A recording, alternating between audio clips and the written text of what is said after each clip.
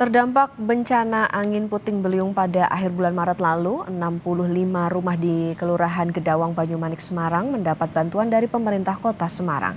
Selain memberikan bantuan perbaikan rumah, pemerintah juga memberikan bantuan sembako kepada warga yang terdampak. 65 rumah di wilayah Kelurahan Gedawang, Banyumanik, Semarang mengalami kerusakan sedang hingga parah saat terjadi bencana angin puting beliung pada akhir bulan Maret tahun 2026. Dinas Permukiman Kota Semarang langsung melakukan perbaikan atap rumah warga yang mengalami kerusakan.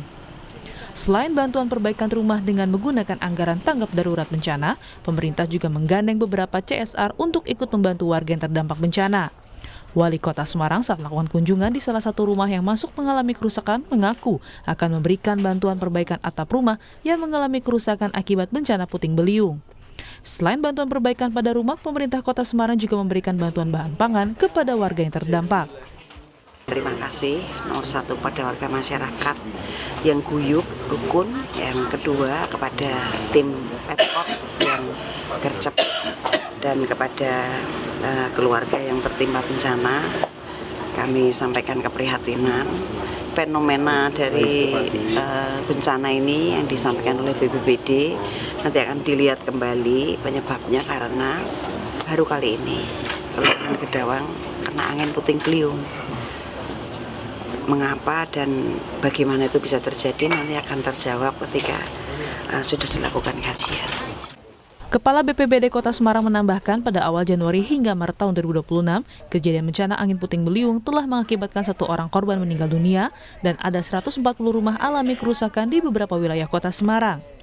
Hanya memang cukup dirasakan karena hampir 65 rumah hunian ini atapnya kebanyakan rusak.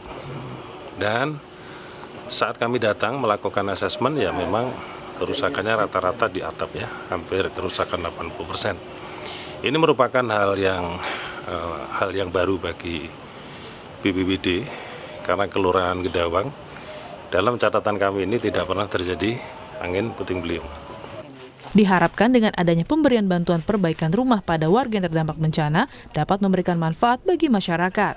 Pasalnya, ada beberapa rumah yang saat ini masih belum tersentuh perbaikan dengan kondisi rumah masih alami kerusakan pada bagian atap. Heri Widodo, Kompas TV Semarang, Jawa Tengah. Saudara